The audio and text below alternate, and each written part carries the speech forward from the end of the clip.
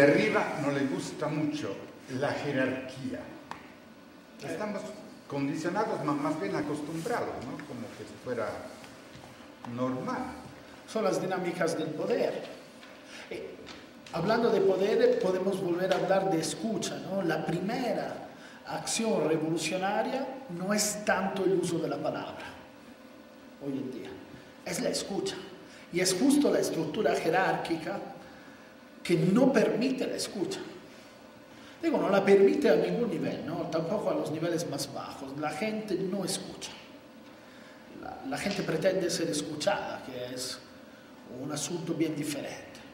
Entonces, la primera acción revolucionaria es la escucha, que quizás no era una verdadera necesidad en el momento en que Marx escribía, ¿no? En el momento, en 1848, cuando publica el manifiesto, quizás hablar de escucha le podía parecer hasta marginal. Pero eso el sentido de escucha es muy interesante. La primera vez que sale esto es una necesidad del hombre de hablar para ser escuchado más fuerte que no la de escuchar el prójimo. Entonces eso es... No, porque la escucha es el motor del concepto de la libertad. Tenemos varios culpables filósofos a lo largo de la historia. Otro, que se hace siempre el inocente, se llama Immanuel Kant. Él dijo una vez, y todo el mundo lo usa también con sus propios hijos, quizás también ustedes con su hija.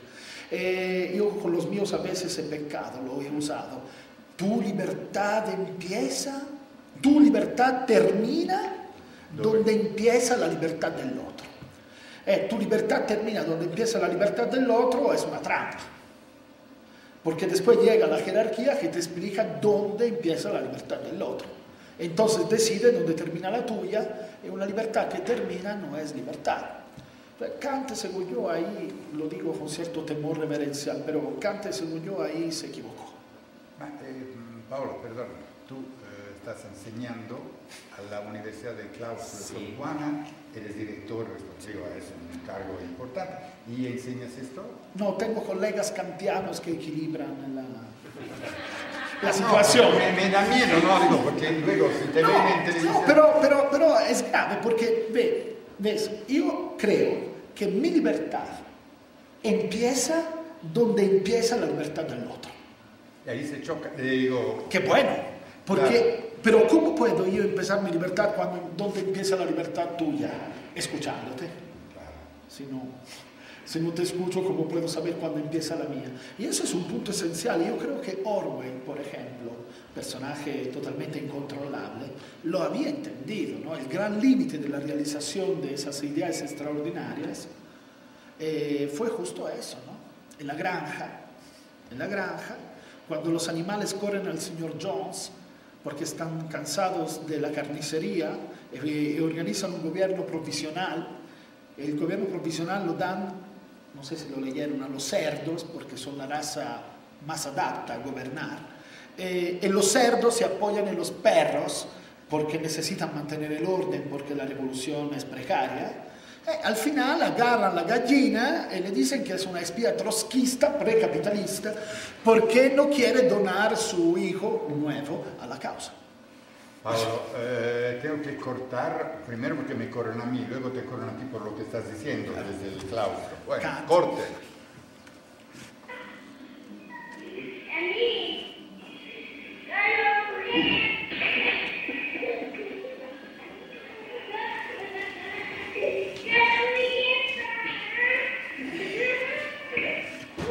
En ese pequeño departamento del Soho, Jenny nos hacía sopa de cebolla y nos cocía papas. Y siempre teníamos pan recién hecho de nuestro amigo el panadero que vivía acá abajo. Nos sentábamos a la mesa, comíamos, platicábamos de los acontecimientos del día, la lucha de los irlandeses por la libertad, la última guerra, la estupidez de los gobernantes, la oposición política dedicada solamente a dar chillidos, la prensa cobarde. Supongo que las cosas son diferentes ahora, ¿no? No sé, ahora hablamos de Chicharito, de Benedicto, de Platanito, de Chapulín. Después de cenar limpiábamos la mesa y yo me ponía a trabajar con mis cigarros a la mano y un vaso de cerveza. Sí, trabajaba hasta las 3 o 4 de la madrugada, con mis libros apilados a un lado y los informes parlamentarios al otro, y lado de la mesa, transcribiendo. Mi letra era imposible, así es que ella tenía que reescribir cada una de mis palabras. ¿Se imaginan ustedes un acto más heroico? De vez en cuando había una crisis, no una crisis mundial, pero sí. Un libro había desaparecido. Un día eché de menos mi Ricardo. Jenny, ¿dónde está mi Ricardo? ¿Quieres decir los principios de economía política de Ricardo? Creí que ya no lo necesitaba, se lo llevé al monte. ¡Mi Ricardo, monte de piedad! Ay, tranquilo, ¿no llevamos la semana pasada al monte el anillo que me regaló mi madre? Bueno, así estaban las cosas, lo empeñábamos todos, sobre todo los regalos de la familia de Jenny. Cuando terminemos con los regalos, seguimos con nuestra ropa. Una Navidad, no que una Navidad, un invierno entero me la pasé sin mi abrigo. Cuando se publicó El Capital, claro que quisimos festejarlo, pero no teníamos ni para desempeñar los cubiertos y los platos para la cena. Engels tuvo que dar un dinero. Engels, un santo. Federico Engels. No hay otra palabra para él. Santo. Cuando nos cortaban el agua, el gas, la casa se quedaba a oscuras, nuestro ánimo por los suelos, entonces Engels pagaba las facturas. Su padre tenía unas fábricas en Manchester, sí. El capitalismo nos salvó. Bueno, santo, pero no siempre entendía bien nuestras necesidades, ¿eh? Pobres y exigentes. No teníamos ni para comer y Engels enviaba cajas de vino. Una Navidad no teníamos el arbolito y Engels llegó con 6 botellas de champaña. Y el arbolito, bien, gracias, nos lo imaginamos. Hicimos un círculo a su alrededor y cantamos Feliz Navidad, Feliz Navidad. Sí, ya sé que mis amigos los revolucionarios estarán diciendo ahora, Marx, el ateo, con un árbol de Navidad. Sí, yo escribí que la religión es el opio del pueblo, pero nadie, ni siquiera mis amiguitos los revolucionarios han leído el párrafo completo. La religión es el único momento que tiene el oprimido para respirar. Es como el opio, un alivio. No es una solución, pero de algo sirve para aliviarse. Y si hay alguien aquí que sabe de alivios, ese soy yo. Lo sé muy bien por mis forúnculos, fístulas, abscesos, barros, granos en el... No hay nada en el mundo más horrible que tener forúnculos en el culo. ¿Sabías de estas intimidades dramáticas? De esta enfermedad que parece que viene del marcigarras. Eso no lo sabía. Qué bueno, algo me gané, porque no es posible. Regresando un momento a la estructura de la, no estructura, pero a tu cargo en la universidad, director de humanidades. Hoy se habla como que las humanidades son el antídoto al consumismo, al capitalismo, a la deshumanización. ¿Tú crees? El humanismo es el antídoto, no las humanidades. Ahí tenemos un vicio de forma debido a los franceses. No es que quiero echarle todas las culpas. No, es una maravilla, porque aquí nos cerramos. Sí, no, bueno. pero los franceses en los tiempos de la Ilustración tuvieron la brillante idea de dividir las disciplinas en humanísticas, humanas y duras. Cuando yo escucho a Marx ahora con ustedes me pregunto, ¿es ciencia blanda o es ciencia dura? Ellos dividieron así el mundo y entonces sale el resultado que la filosofía no es ciencia humana y las matemáticas son ciencias duras, es decir, no son humanas. La ruptura de la alquimia. El problema entonces es el humanismo, no son las humanidades. Todo debería ser humanidades.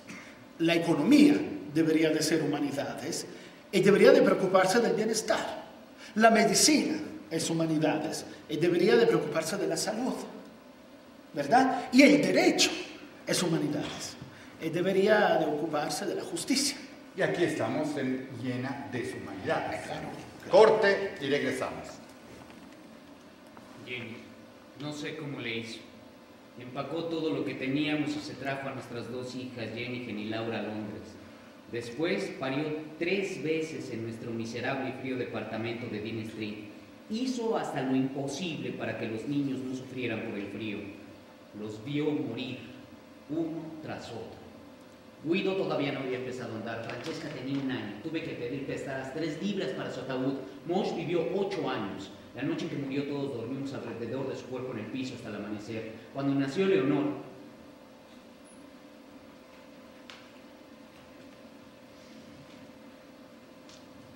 tuvimos miedo. Pero ella era muy fuerte. Fue bueno que tuviera dos hermanas mayores porque ellas habían logrado sobrevivir. Jennifer nació en París. París es maravilloso para los enamorados, pero no para los niños. Es algo que hay en su aire. Laura, nuestra segunda hija, nació en Bruselas. Nadie debería de nacer en Bruselas. No teníamos dinero. Nada de dinero. ¿Sí? Todos los domingos nos íbamos a comer al campo, hora y media caminando, Jenny, las niñas, yo, Lenken, luego les hablo de ella, hacía una ternera al horno y también llevábamos té, pan, queso, cerveza. Eleonor era la más joven, pero ya bebía cerveza. No teníamos dinero, pero a mis hijas no podían faltarles sus vacaciones. En una ocasión me gasté el dinero de la renta para mandarlas a la costa atlántica francesa. En otra ocasión me gasté el dinero de la comida para comprarles un piano fuerte, porque a las niñas les gustaba la música. Se supone que un padre no debería de tener consentidos entre sus hijos, pero es que Eleonor es... Yo solía decirle a Jenny, Eleonor es una niña rara. ¿Te esperabas que los hijos de Marx sean normales? Eleonor era la más chiquita, pero era la más brillante. ¿Se imaginan una revolucionaria de 8 años? Es la edad que ella tenía en 1863. Polonia se había rebelado en contra de la dominación rusa y entonces Tusi, así le decíamos a Eleonor Tusi, escribió una carta a Engels hablándole de esos valientes camaradas polacos, como ella les llamaba. A los 9 años escribió una carta a los Estados Unidos, a la atención del presidente Lincoln, dándole consejos de cómo ganar la guerra a los confederados. También fumaba. Y bebía vino. Todavía era una niña, vestía sus muñecas mientras se tomaba un vaso de vino. A los 10 años ya jugaba ajedrez conmigo y no era fácil ganarle, ¿eh? A los 15 se enfureció de repente contra la ley que ordenaba descansar en el Día del Señor. No se permitía ninguna actividad en domingo. Entonces Tusi organizó la noche del domingo para el pueblo en el Salón San Martín. Trajo músicos de todas partes que interpretaban a Händel, a Mozart, Beethoven. El local estaba repleto, 2000 personas y nadie fue arrestado. Así es que aprendieron, si tienen que violar la ley, háganlo junto a 2000 personas. Y por favor, a Mozart, el brillo de sus mejillas apagaría las estrellas, lo mismo que la luz del día apaga las antorchas. Yo leía Shakespeare, Esquilo, Dante en voz alta, y a Tusi le encantaba. Se aprendió de memoria Romeo y Julieta. Me insistía que le leyera una y otra vez las palabras de Romeo, de cuando ve a Julieta por primera vez. Sus ojos celestiales brillan tanto en la noche que los pájaros comenzarán a cantar pensando que es de día. No era fácil vivir con Tusi. ¿Saben lo molesto que es tener una niña que encuentra defectos en tus pensamientos? Discutía conmigo sobre mis escritos, por ejemplo, mi ensayo sobre la cuestión judía. No es fácil de entenderlo, lo admito. Bueno, pues Eleonor lo leyó e inmediatamente me desafió. ¿Por qué escogiste a los judíos como representantes del capitalismo? No son los únicos envenenados por el comercio y la codicia. No es que los haya escogido, intenté explicarle. Simplemente los tomé como un ejemplo, su respuesta. Se puso una estrella judía en el pecho y me anunció, yo también soy judía. ¿Qué podía decir? Me encogí de hombros. Ese gesto es muy judío. De veras que llegaba a ser realmente insoportable. Por ejemplo, sabía que mi padre se había convertido al cristianismo. No era muy cómodo ser judío en Alemania, si es que ha habido algún lugar cómodo para ser judío. A mí me habían bautizado a los 8 años y esto a Tusi le intrigaba. Una vez me pregunta Moro, a mí me decían Moro por mi piel un poco más oscura. Moro, sé que estás bautizado, ¿sí? Pero antes fuiste circuncidado, ¿no? Nada le daba pena. Por ejemplo, una vez junto a su estrella judía se puso un crucifijo, no por el cristianismo, sino en nombre de los rebeldes irlandeses que luchaban en contra de la libertad, en contra de Inglaterra, perdón. Conoció la lucha de los irlandeses por Lizzie Borden. Lizzie, la mujer de Engels. Lizzie era una obrera, apenas sabía leer. Engels, el santo, hablaba 9 idiomas. ¿Piensan ustedes que tenían dificultad para entenderse? No, simplemente se querían. Lizzie era activista del movimiento irlandés. A Tusi le encantaba ir a visitarla. Las dos se sentaban juntas en el suelo, cantaban canciones irlandesas y hasta quedarse dormidas. The cat's all uncovered, the that's on the ground. Hubo una noche terrible. La justo ahí en el Soho, en medio de una multitud de borrachos exaltados. Esos ingleses tan educados con su tela de cinto y sus ahorcamientos públicos. Sí, ya sé que ahora no juegan a la gente, se limitan a inyectarles veneno en las venas, suministrarles gas letal, quemarlos con electricidad, sí. Es más civilizado. Colgaron a esos jóvenes irlandeses por desear la libertad de su tierra. Eleonor no dejaba de llorar. Yo le dije, tú si no puedes involucrarte tan profundamente en los horrores del mundo, solo tienes 15 años. Esa es la cuestión, moro. No tengo 12 ni 13, tengo 15 años. Arms and fire, James Conley fell to a ready-made grave. Paulo, yo soy mucho más viejo que tú, pero por el trabajo que hace, la responsabilidad hacia los jóvenes, ¿qué se le da? ¿Qué se le pasa? No quiero decir qué esperanza tienen porque no me atrevo. Que se le da y que nos dan. Sí, claro, pero Sí, es un problema. hay un testimonio que se le pasa para que puedan. Quisiera decir que sí, pero en la realidad que creo que afortunadamente no hay. Afortunadamente. El único testimonio que se le pasó, y quizás se le pasó a ellos, pero se le pasó también a nosotros, hablo de mi generación, es el testimonio de la decepción de los demás, el del desencanto, esta palabra maravillosa, el desencanto, la desesperanza. Sí, La pero desesperanza. si esa va hacia la política, eso me da miedo. Sí, es justamente eso que da miedo a todos, pero creo que en la actualidad, no solo en México, en todo el mundo, nos demuestra que hay unos falsos mitos. Y uno de esos falsos mitos es que a los jóvenes les vale. Yo no creo que les valga. Yo creo que sí les importa y que quieren hacer las cosas, pero ya no quieren hacerlas como las hicieron los demás. Hablando de los jóvenes, mi hija tenía 15 años, era una niña, y se enamoraba de cualquier joven bello, impetuoso que viniera a visitarnos. Podría hacer una lista. Leonor tanto fue inteligente en política cuanto bobita en asuntos de amor.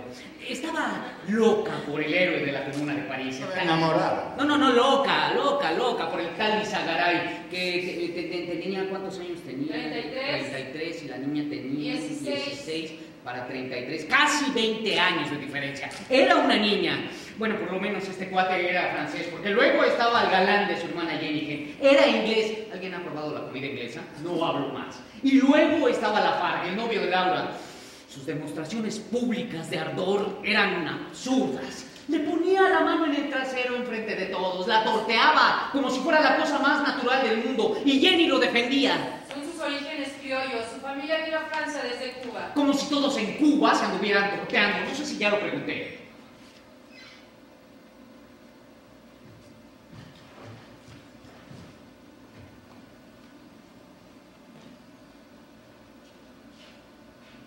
¿Alguien ha tenido alguna vez forúnculos en todo el cuerpo?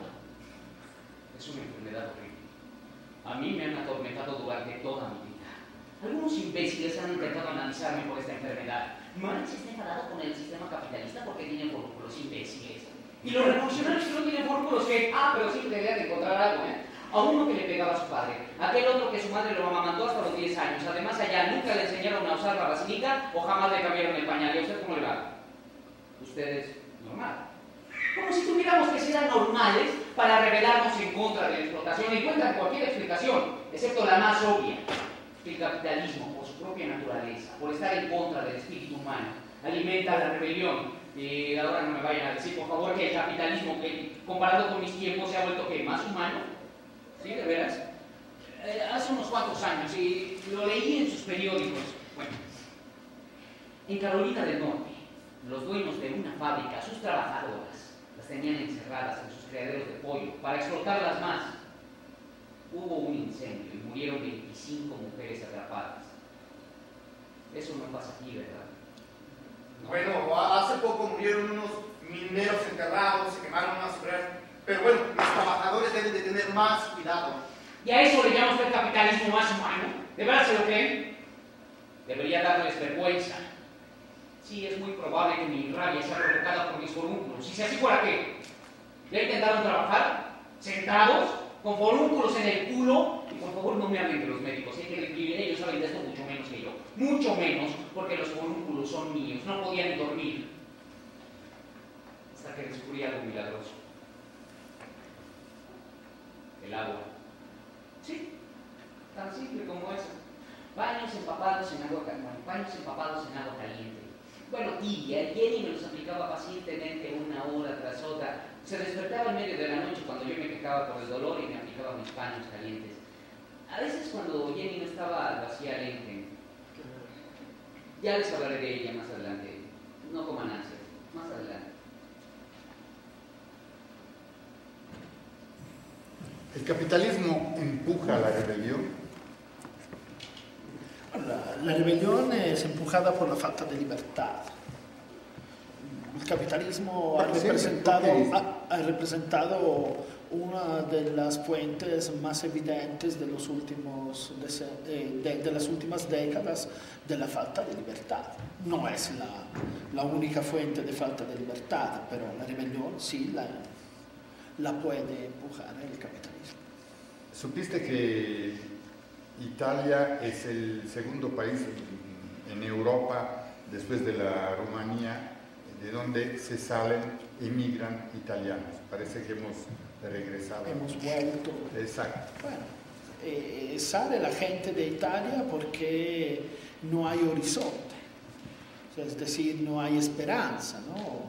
¿Pero es por Italia o por un sistema que ha reducido uno de los países del sistema del capitalismo? Es por un sistema de injusticia que existía cuando Italia no era exactamente la vanguardia del capitalismo y hoy que es una de las vanguardias del capitalismo porque no hay ningún orgullo en ser uno de los 8 países más ricos e industrializados de la Tierra, creo que es una condena. Sí, esa es una gran contradicción, perdóname, porque tenemos crecita bajo cero, deuda hasta que ya no se puede, pero seguimos siendo el país más capitalista. Porque lo que cuenta, me parece en todo el mundo, también aquí, es el PIB, el Producto Interno Brutal. Exacto, el Producto Interno Brutal, como dices tú, exacto. Pero no tenemos crecimiento. Exacto. En México no, porque ya va más 3 y punto qué. Bueno, México tiene también un horizonte de esperanza totalmente distinto, que en México existe la posibilidad de pensar en un país mejor. Y la voluntad de pensar en un país mejor. Esa voluntad y esa esperanza en Italia existían en los años 70.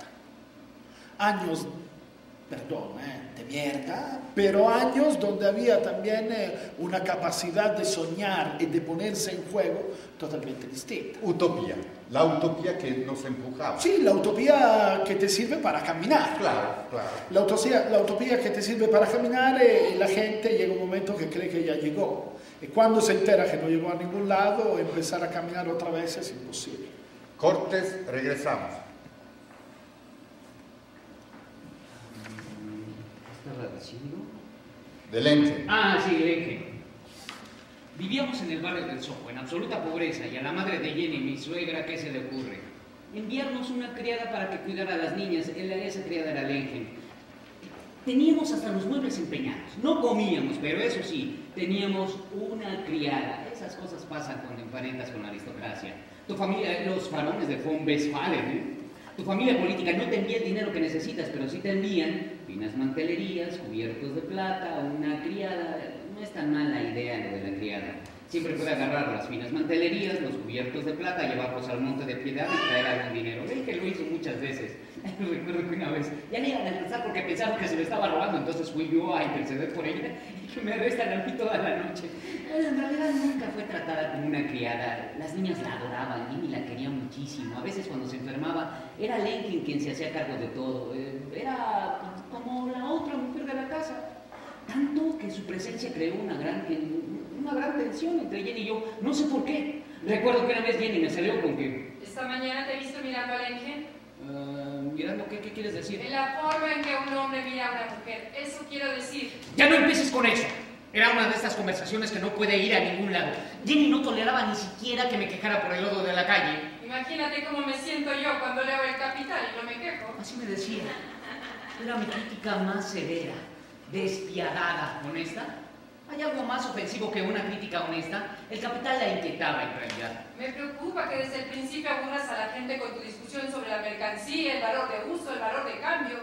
El libro es demasiado largo, detallado, pesado. ¡Pesado! Imagínense, El Capital pesado. Lo mismo me dijo el sindicalista Peter Fox cuando le regalé el libro. Me siento como un hombre al que le han dado un elefante. Sí, es un elefante precisamente. Yo intentaba explicarle que esto no es el manifiesto del Partido Comunista, escrito para el público en general. El Capital es un análisis. Está bien que sea un análisis, pero que entusiasme como el manifiesto. Un fantasma recorre Europa, el fantasma del comunismo. Es lo que excita al lector. Y luego, para atormentarme, me leía algún pasaje del Capital. La riqueza de las sociedades donde prevalece el sistema capitalista de producción se presenta como una inmensa acumulación de artículos de consumo. Se van a dormir. Yo les pregunto a ustedes, ¿es tan aburrido? Bueno, pero es cierto un poco. Yo lo admití con Jenny y ella que me contestó. Una cosa no puede ser un poco aburrida. Una cosa no puede ser un poco aburrida. No estoy hablando mal de Jenny, no me malentiendan.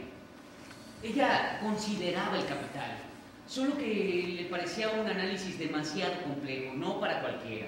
Por otro lado, no es fácil demostrar cómo en un cierto momento de la historia surge el sistema capitalista, genera un crecimiento colosal de las fuerzas productivas y un incremento sin precedentes de la riqueza del mundo. Luego, esta misma riqueza, por las propias características, será distribuida de tan mala manera que destruirá la humanidad, tanto de los trabajadores como de los propios capitalistas. Y finalmente, el capitalismo cavará su propia tumba para dar paso a un sistema más humano.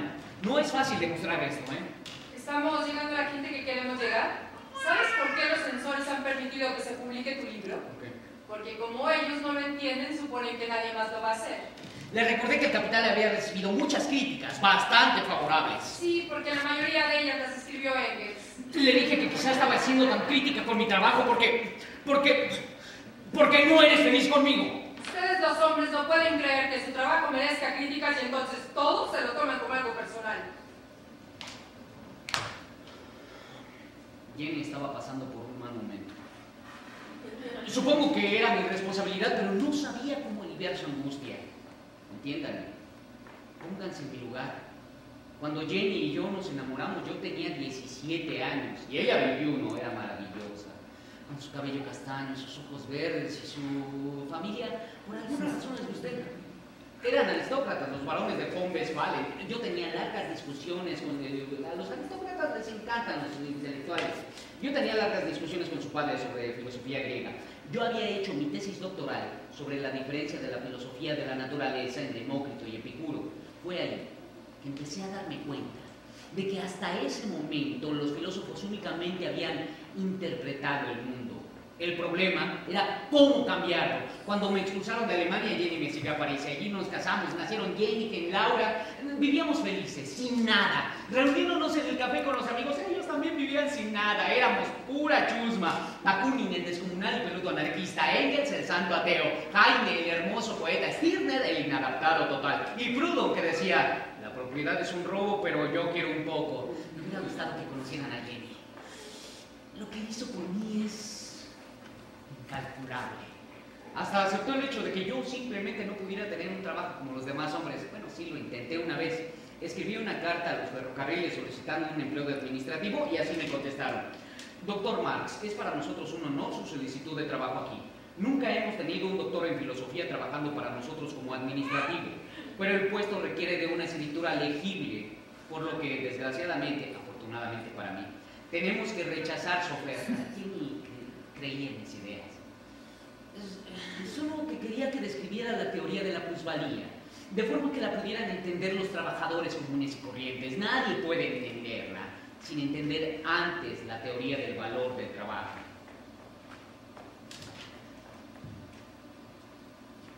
La fuerza de trabajo es la única posesión que tiene el trabajador y tiene que venderla como mercancía para procurarse su subsistencia diaria. ¿Cuánto vale esta mercancía, esta fuerza de trabajo, según el capitalismo? ¿Cuánto? El mínimo indispensable que necesita para subsistir, sobrevivir un solo día. Bien, ¿no? Se fue de la jornada, ¿me entendieron? Aquí está.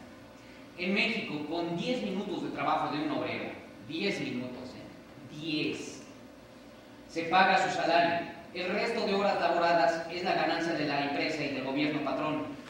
Este es el principio de la plusvalía. Dilo más directo, que tu patrón te da un salario muy bajo, apenas para que tú puedas sobrevivir y seguir trabajando. Pero con tu trabajo él gana mucho más de lo que te paga y entonces él se hace cada vez más y más rico, mientras que tú permaneces pobre. Y las estadísticas últimas de hace un mes dicen que no 10 minutos, pero 9 minutos suficientes para el salario mínimo. Querido Pablo, yo creo que humanidades, humanismo, filosofías que quieren cambiar, filósofos, el mundo, yo creo que si no se arregla este punto, no vamos a ningún lado. No, porque yo creo que los intelectuales, como decía Jenny, estamos hablando a quien no se están escuchando. Yo creo que se ha alejado el idioma de los intelectuales, de los filósofos, de lo que al pueblo, aunque a ti no te guste este tema. Siempre se ha justificado el incremento del sueldo de una forma equivocada, según yo, ¿no? Y de hecho, hablando de Italia, para no hablar de México, no, claro. El grande milagro Olivetti, el grande milagro Fiat, que empezaron a pagar bastante bien los obreros para que pudieran comprarse el coche. Exacto. Y los obreros, ¿qué hacían con ese sueldo? Se compraban el coche, ¿no? Así exactamente como Marx gastaba el dinero de la renta para comprarle el piano a sus hijas. Es decir, es muy difícil salir de la dinámica del capital. Muy difícil. Me gustaba mucho, y me gusta todavía más hoy que tengo 40 años, la postura de los estudiantes de los 70, que tenían una posición en contra del trabajo. Una postura... También en contra entonces de la Constitución italiana, ¿no? Claro. Que está fundada... Italia es una república basada en el trabajo del hombre. Hoy en día da no un lo poco tiene, risa. entonces se cayó Hoy la en día da un Constitución. poco risa, exacto. No, pero eso es muy importante, en contra del trabajo, porque haber hecho del trabajo un tótem es una acción capitalista. Hemos caído todos, también nosotros, la izquierda, hemos caído en el juego del trabajo como tótem. No, me gustó, luego hablamos.